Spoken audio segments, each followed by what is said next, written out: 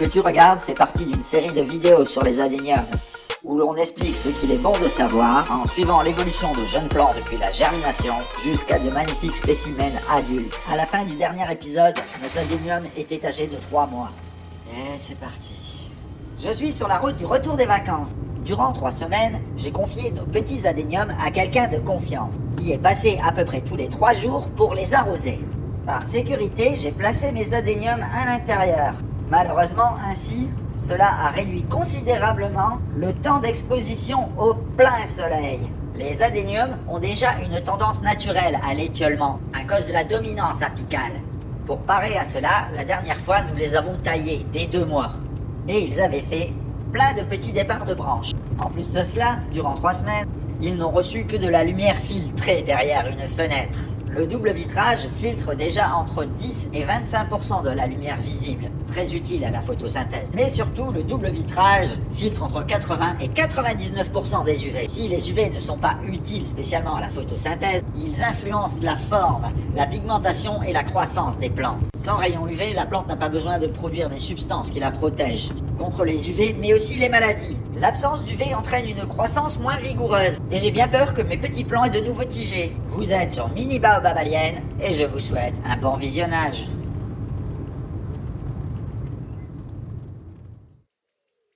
Arrivé à la maison, je remets mes adéniums dehors. Ils sont alors âgés exactement de 4 mois et 15 jours. Je suis heureux de constater que leur feuillage est bien en forme, et qu'ils ont l'air en pleine santé. Leur codex s'est aussi bien développé. Et c'est exactement ce dont nous avons envie pour nos petits adéniums.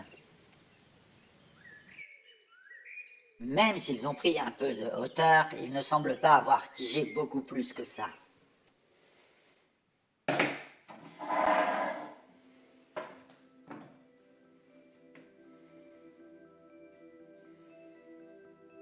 Mais pris séparément, en les observant de plus près, je les trouve tout de même un peu dénudés.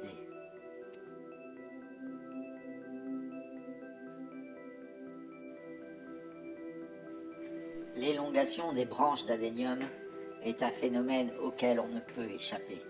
Et si l'on veut une plante jolie et compacte, la taille reste un exercice incontournable. Eh bien, je vais une nouvelle fois tailler mes petits adéniums. Du moins, ceux dont l'esthétique ne me plaît pas.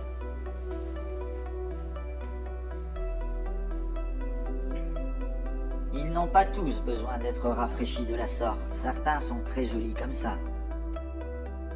Je pourrais aussi attendre que les branches développent encore plus.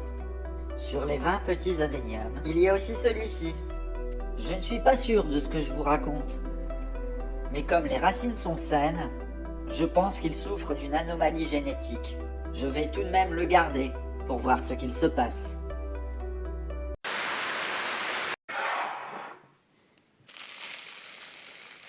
Lors de la taille, on saupoudre de la cannelle ou du charbon de bois en poudre sur les plaies pour limiter les affections fongiques. Eh bien, pour changer un tout petit peu, j'ai décidé de mélanger les deux. Juste parce que cela m'amuse beaucoup de préparer une petite mixture maison. Sans surprise, je désinfecte les outils de coupe.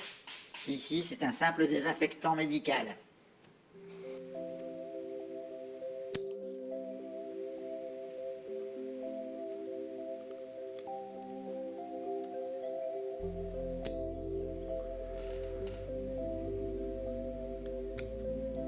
Je ne vais pas tailler tous les petits adéniums à la même hauteur, histoire de voir ce qu'il se passe selon les différentes conditions de taille. Je vais sûrement en rabattre d'autres beaucoup plus fortement. Juste comme ça, pour expérimenter. J'ajoute un peu de ma mixture maison.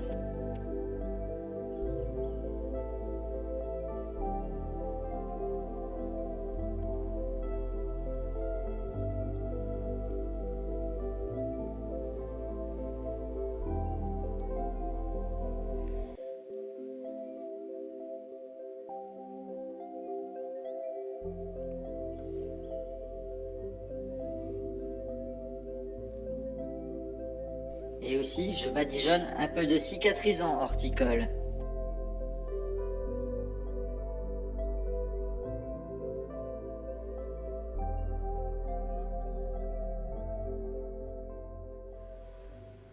Finalement, ils y sont pratiquement tous passés. On a coutume de dire que la taille rend les plantes plus vigoureuses. Et cela est aussi vrai pour l'adénium. Le stress occasionné par la taille a pour conséquence la production de différents polyphénols. Les polyphénols sont des composés organiques secondaires qui ne participent pas à la croissance de l'adénium, mais qui font partie de l'arsenal de défense de la plante, au même titre que les alcaloïdes. Les composés phénoliques sont des antioxydants et des anti-inflammatoires. Certains offrent une barrière aux UV, tout en laissant passer la lumière utile à la photosynthèse. D'autres ont une action antimicrobienne et antifongique. D'autres luttent contre les insectes et les herbivores.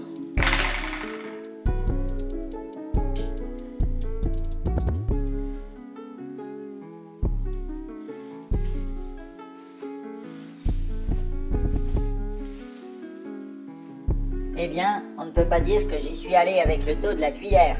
Pour limiter les risques de maladie, je vais bien prendre soin de me débarrasser de ce tas de feuilles.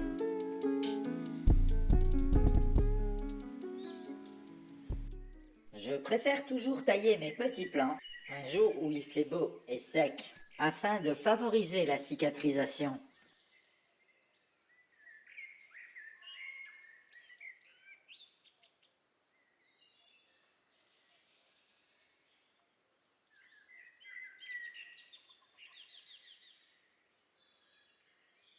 Et maintenant, il ne reste plus qu'à voir le résultat et voir si c'était une bonne idée.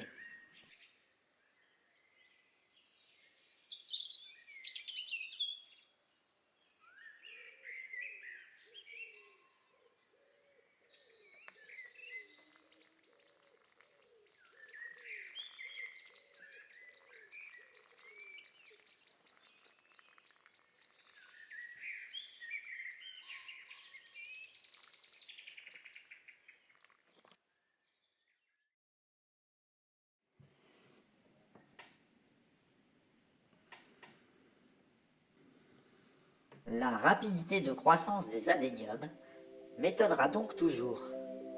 10 jours à peine après la taille, la rose du désert se couvre de tout petits départs de branches. Certains petits bourgeons poussent, même à ma grande satisfaction, carrément sur le codex. Quelques jours plus tard, en y regardant de plus près, j'ai la joie de constater que le phénomène s'étend à d'autres adéniums. J'ai cru comprendre, et cela paraît tout à fait logique, qu'il faut que la lumière tape directement sur le codex pour que des petits bourgeons naissent sur celui-ci. Or, pour gagner de la place, j'avais collé tous mes petits pots les uns à côté des autres. Disposés ainsi en rang d'oignons, mes petits protégés se faisaient de l'ombre les uns les autres. Bien sûr, cela prend tout de même beaucoup plus de place, et ce n'est pas très joli, mais j'ai quand même décidé d'espacer les pots. Ainsi, ils reçoivent tous bien de la lumière sur le codex.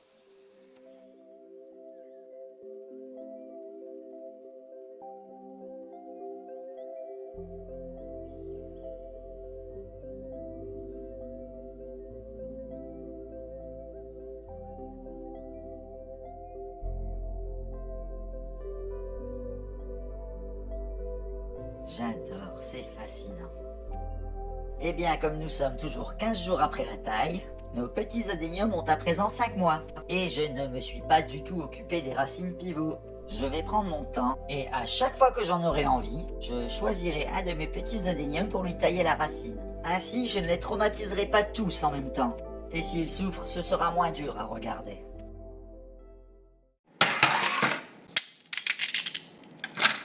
Évidemment, je désinfecte la lame avant de faire quoi que ce soit.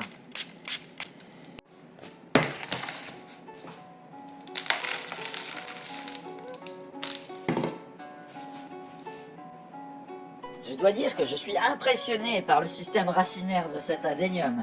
La partie immergée de l'iceberg est réellement impressionnante. J'ai plutôt l'impression d'avoir déterré une carotte plutôt que de dépoter un adénium.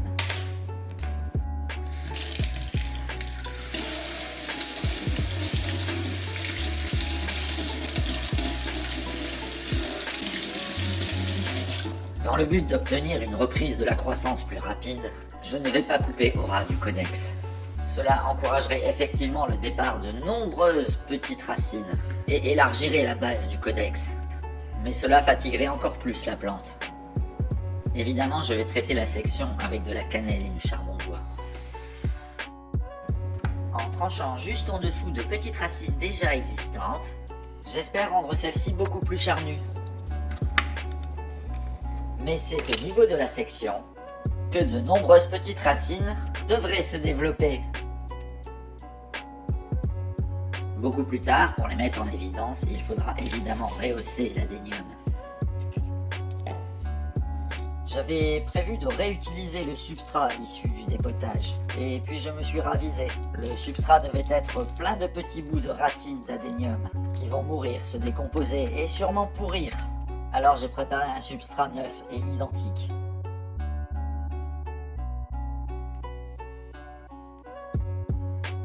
Comme le but à terme est d'avoir un joli bonsaï, je place un obstacle en plastique pour que les racines partent à l'horizontale et ne pas me retrouver une nouvelle fois avec une carotte.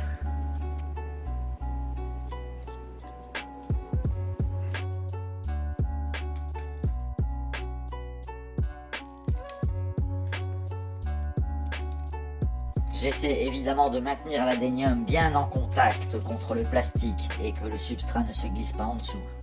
Et ce, durant toute l'opération. Pour cela, il est possible de coller le codex au plastique avec de la colle chaude, de la superglue, voire même des vis à bois.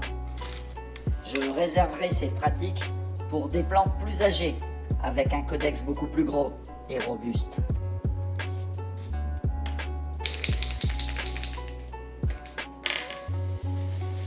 Je fais un petit signe distinctif sur le pot. Comme ça, je ne risque pas de le dépoter une deuxième fois pour rien, pensant que la racine pivot n'a pas encore été taillée. Et bien maintenant, il est évident que mon adénium va beaucoup souffrir. Surtout qu'avec une telle plaie et du plastique qui retient l'eau juste en dessous, je ne vais pas arroser avant une bonne semaine, voire même deux. Du coup, durant la phase de cicatrisation, des signes de fatigue vont sûrement se faire montrer, comme la perte des feuilles pour limiter l'évaporation. Alors je le place à la lumière indirecte du soleil un certain temps. 24 jours plus tard après la taille des branches, il est temps de vous montrer l'évolution des petits pieds. Sur les 20 roses du désert, 10 ont développé des petites branches à la limite du codex. Ils sont tout simplement magnifiques. J'ai entendu dire que la faculté à faire partir facilement des branches sur le codex dépendait fortement de la génétique de la plante.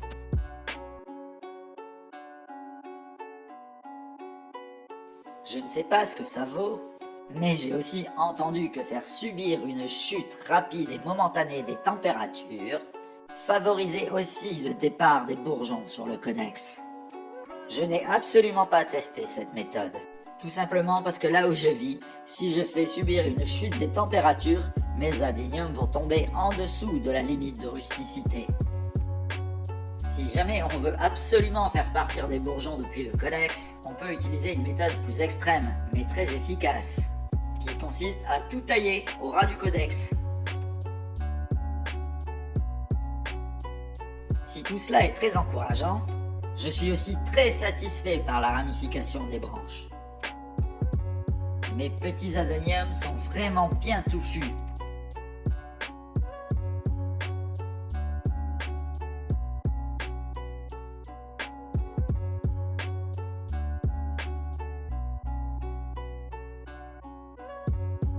Et même si la ramification d'un plan à un autre est plus ou moins réussie, il n'y en a aucun qui n'a pas fait de nouveau départ de branches.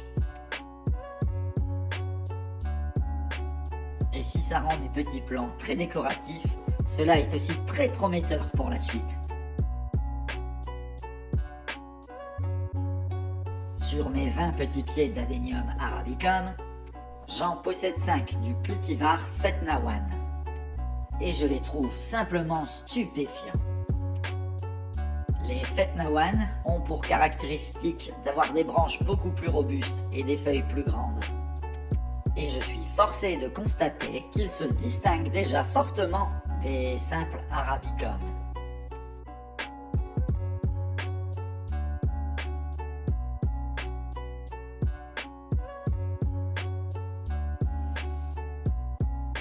Dire qu'il y a un peu plus de 5 mois, c'était tout juste de toutes petites graines envoyées par la poste.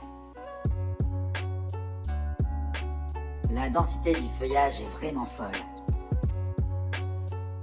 Je vous remercie d'avoir regardé cette vidéo jusqu'au bout, et je vous dis à bientôt pour de nouvelles aventures pleines de chlorophylle.